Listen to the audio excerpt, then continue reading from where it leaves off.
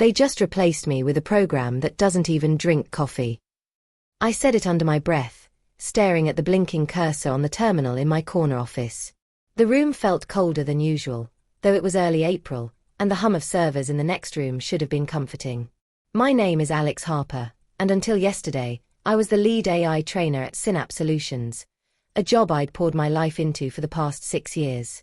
Then came Morgan, my boss, my mentor, and, I realized too late, the architect of my betrayal. Morgan had always had a way of making me feel indispensable, patting my shoulder during presentations and whispering, "No one else gets it like you do." I trusted that. I believed that. But last week, they announced a strategic shift. My role, the one I built from scratch, was being replaced by a machine learning model. An AI that learned from the very data I had curated, labeled, and fine-tuned. At first, I thought it was a mistake. Maybe Morgan just hadn't considered the human cost. But when I saw the internal memo, my contributions listed as training assets, I realized the truth. I was obsolete. And Morgan didn't blink. They smiled while explaining how efficient and cost-effective this AI would be. It was the kind of smile that could melt glass, but it felt like it had been designed to cut me instead. Morgan and I had been partners in everything at work. I trusted them with every line of code, every dataset, every insight. They even convinced me to mentor the junior hires so the transition would be seamless. Little did I know, seamless meant irrelevant. My role, my knowledge, my years of experience, everything was being distilled into a string of zeros and ones, and they didn't need me anymore. Now, I sit at my desk, staring at the RE's dashboard, feeling an itch I can't quite scratch. It's not just the anger or the humiliation. There's something off about the data pipeline. A small detail Morgan didn't notice, or maybe they did and didn't care to fix. My fingers hover over the keyboard. One wrong move, and I could break the system. But I need more than that. I need justice. A cold shiver runs down my spine. Morgan's office door is open, their laugh echoing down the hall. They don't suspect a thing. But I do. Something tells me the game has just begun. If you want, I can craft part 2 next, where the tension escalates and Alex begins plotting subtle sabotage, setting up that revenge arc that will hook viewers for the next episodes. At first, I tried to convince myself it was just stress. The AI launch was a big deal, deadlines were crushing, and maybe Morgan was under pressure. But the red flags started piling up, one by one, and I couldn't ignore them. It began with the little things. Meetings that I wasn't invited to, even though I used to lead every strategy session. Morgan would brush me off with a smile, saying, "Just keep doing what you do best, Alex. We've got this covered." But when I peeked at the calendar, I noticed the junior analysts, the new hires, were suddenly included in high-level calls where my insights used to matter. Then came the phone calls. Morgan would step out of the office, pretending to take private client calls, but I caught glimpses of the screen. Names I didn't recognize, numbers I couldn't trace. They laughed, leaned back in the chair, and whispered words I couldn't hear. My gut told me these weren't just work calls. I started noticing favoritism too. Taylor, the new hire I had been mentoring reluctantly, suddenly got access to every dataset, every tool, every snippet of code I had spent months perfecting. And Morgan would beam at Taylor, praising them as if they were responsible for work I had done. I wanted to tell myself it was harmless, that Taylor was capable, that maybe I was overreacting, but something in the way Morgan looked at them, that quiet nod, it felt off. Even money began to feel like a weapon. Subtle changes in project budgets, resources allocated to AI initiatives while our human teams were told to tighten belts. I started logging expenses quietly and comparing them to previous months. Lines were shifted, numbers tweaked. Nothing glaring, nothing I could prove yet, but the tension was suffocating. Emotionally, I was unraveling. The late nights in the office, the whispered rumors in the hallway, the feeling that every decision Morgan made now deliberately cut me out, it was exhausting. I caught myself replaying old conversations, wondering if I had misread their kindness as loyalty. Sleep came in fragments, and even caffeine couldn't mask the pounding in my chest every time Morgan's office door closed behind them. And still, the betrayal wasn't crystal clear. Morgan wasn't openly cruel. They weren't yelling or sabotaging me outright. But the subtle cracks, the little omissions, the tiny hints of a plan I wasn't part of, they gnawed at me. I couldn't tell if it was paranoia or if Morgan had truly shifted, if the person I had trusted was now someone else entirely. By Friday, my hands shook as I logged into the AI dashboard. The data felt different somehow, too neat, too polished, as if it had been touched without my knowledge. I didn't know if I was imagining it, but the unease in my gut refused to let me sit still. Something was coming, and I had a sinking feeling it wasn't just about my job. I never thought the truth would hit me like a freight train while I was debugging a minor anomaly in the AI code. It wasn't the code itself, it was the files behind it, the datasets I had painstakingly collected and labeled over years. And there it was, a hidden branch in the system, one I had never authorized, feeding my work directly into a proprietary AI project Morgan had been keeping secret. Morgan had weaponized my own efforts against me. Every insight, every pattern, every piece of training data I had owned, curated, and nurtured, they had been siphoned off, duplicated, and locked into an AI that would replace my role entirely. They hadn't just automated my work, they had built the AI to profit off of me, without me. I froze, staring at the screen as the implications sank in. 6 years. My expertise, my late nights, my sacrifices. It had all been funneled into a machine that could think, respond, and even learn faster than I ever could. And Morgan smiled while this was happening, smiling at the board, at clients, at everyone except me. Disbelief turned to rage so fast my hands shook on the keyboard.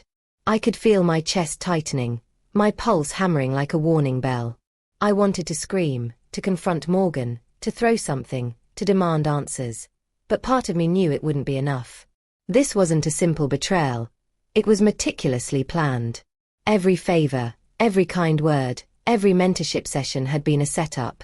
They had groomed me to be indispensable, and then extracted everything I had to leave me hollow. I sat back, the chair creaking under me, and thought about the irony. I had trained the AI to do my job better than I ever could. And now, it would run seamlessly, silently, profitably, while I sat here, a ghost in my own office. Heartbreak clawed at me first. Not just for the job, but for the trust one had placed in Morgan, the person I had looked up to, confided in, believed would have my back. Then came the simmering rage, a cold, calculated fire that spread from my chest to my fingertips. This wasn't over. It wouldn't be. But what could I do? I had no allies who fully understood the depths of Morgan's deception. No one saw the hidden branch, the data theft, the subtle sabotage. And yet, my mind began racing, tracing every small anomaly, every oversight Morgan had left, every weak link in the system. A plan started forming in the haze of betrayal and fury. I didn't yet know how far I would go, what lines I would cross, but I knew one thing with absolute certainty. Morgan had underestimated me. And underestimation, I realized, is the most dangerous mistake of all. I sat alone in the server room that night, the hum of the machines filling the silence like a heartbeat I could almost match. I had replayed Morgan's betrayal 1,000 times in my head, each scenario angrier than the last. But for the first time, I stopped thinking like a victim. I realized something essential. If I didn't act, if I let Morgan's AI run unchecked, I'd be erased entirely. From my role, my contributions, even from the memory of my own work. The trigger came when I stumbled across an internal audit report, buried deep in a folder no one thought I had access to. Morgan had transferred not just the datasets but ownership rights to the AI project. My work, my intellectual property, my very expertise, they were legally theirs now. The paperwork might as well have been a guillotine, cutting me off from everything I had built. But then I looked at the AI dashboard again, watching it process my training data with clinical precision, and a spark ignited. I had created this system. I knew its weaknesses, its blind spots, its fragile points where human intuition still mattered. Morgan might have thought they were replacing me, but in reality, they had handed me the ultimate lever. My chest tightened as a wave of emotion hit me. Heartbreak, yes, but also a strange exhilaration. I realized that my knowledge, my understanding, was the only thing that could bend the system back in my favor. I wasn't powerless. I wasn't obsolete. I had been wounded, yes, but wounded fighters are dangerous. And Morgan had just made a critical mistake. They underestimated the human behind the data. I leaned over the keyboard, fingers hovering, feeling the weight of every decision. Every line of code I had ever written, every dataset I had meticulously organized, could be my weapon. Not to destroy blindly, but to reclaim control, to make Morgan see that replacing me was a gamble they weren't prepared for. The fear that had paralyzed me was dissolving into a quiet, lethal focus. I would no longer be reactive. I would be proactive. Every anomaly, every oversight, every vulnerability in the AI, these were my ammunition. And I had an idea forming, something subtle but irreversible. For the first time since the betrayal, I smiled, not a friendly, nervous smile, but a cold, measured one. The kind of smile that says, I know something you don't. Tomorrow, I would stop mourning what I'd lost. Tomorrow, I would start the fight. Morgan might have replaced my role, but they hadn't replaced me. And that made all the difference. The next morning, I walked into the office with the kind of calm that made people nervous. Morgan greeted me with their usual practice smile, completely unaware that the storm I had been brewing all night was already in motion. They still believed they were in control. That would be their first mistake. I needed undeniable evidence that every dataset I had created, every insight I had fed into the system, had been siphoned off and repurposed. I dug through the ARI's logs, tracing every access point, every copy, every transfer. It was meticulous work, like untangling a web of invisible threads. I downloaded reports, snapshots, timestamps, an airtight trail of my betrayal, hidden in plain sight. Morgan had spun a web of excuses, claiming the AI was an independent project, insisting my contributions were already archived and irrelevant. I began collecting emails, Slack messages, and internal memos. Each one contradicted Morgan's narrative, each one a silent witness to the deceit. I stored them securely, knowing the right moment to reveal them would be devastating. The AI wasn't perfect. Far from it.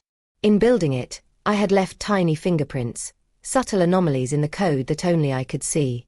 Randomly shuffled labels, minor inconsistencies in data normalization. Nothing that would trigger Morgan's attention immediately, but enough to destabilize the system when leveraged. It was like setting dominoes in a line, waiting for the push that would make them fall in perfect sequence. I didn't want a messy confrontation. I wanted precision. I envisioned a controlled leak, one that would make the board, the clients, even Morgan, realize exactly what had been done, and who had been behind it. The AI would remain operational enough to look flawless on the surface, but subtle errors, anomalies in performance metrics, and carefully timed alerts would point back to Morgan's misuse of my data. As I worked, I felt a growing thrill. Each keystroke, each log I annotated, each subtle tweak to the AI brought me closer to reclaiming control, not just of my work, but of the situation entirely. I could almost see the moment Morgan realized the walls they had built around themselves were riddled with cracks. And yet, the tension was electric.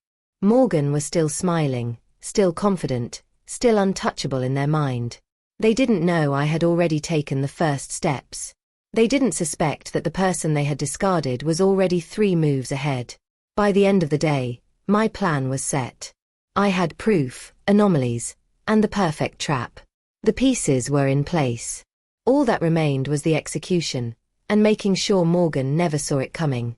The morning of the quarterly shareholder meeting felt electric, like the air right before a lightning strike.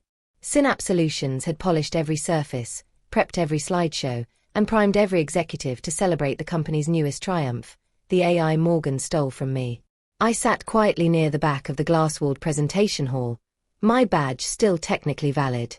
Morgan stood at the podium, glowing under the lights, their confidence almost blinding. A giant display behind them projected performance metrics, growth predictions, efficiency gains, all built on my training data. Morgan began their speech with practice charm. Today marks a new era for Synapse, thanks to our proprietary AI.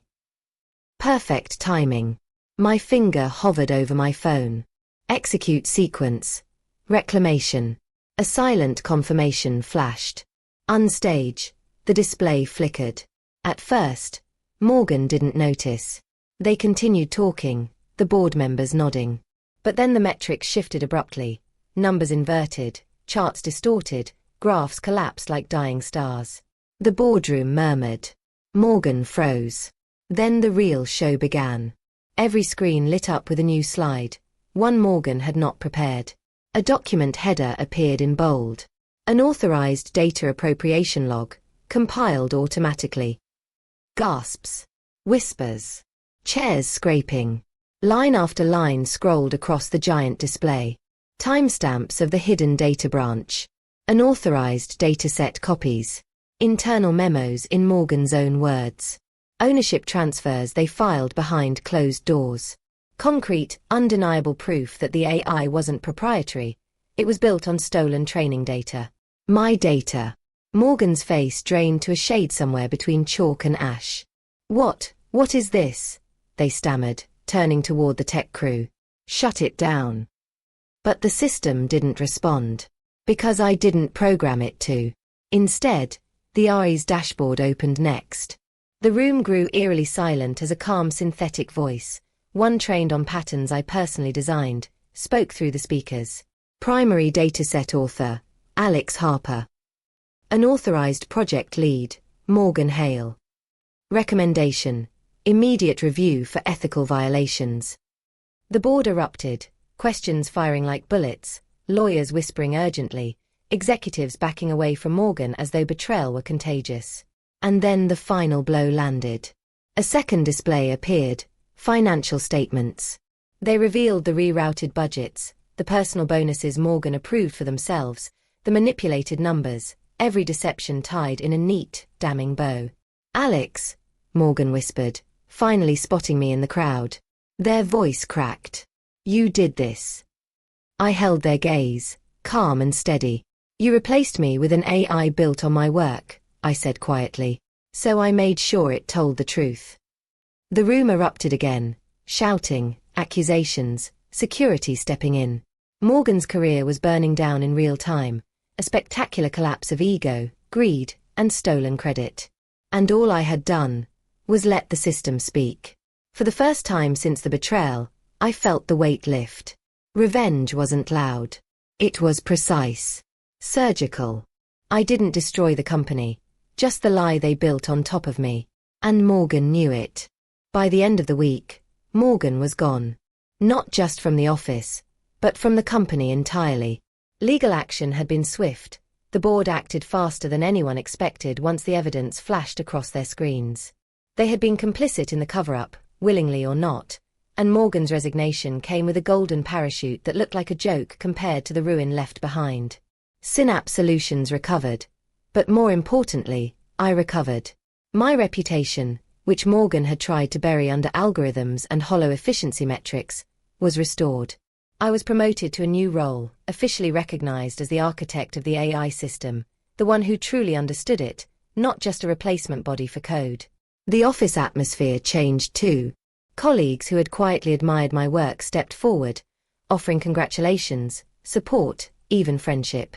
I realized trust, once broken, could be rebuilt, sometimes stronger than before, once honesty and competence were on your side. But the poetic justice? That came quietly, and perfectly.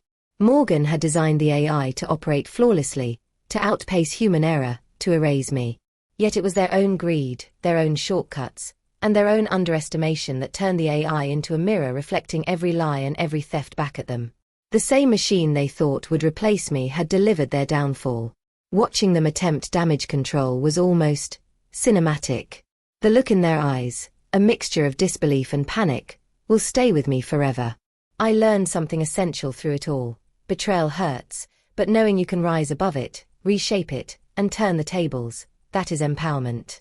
Hurt, anger, and heartbreak can be tools if you wield them with clarity.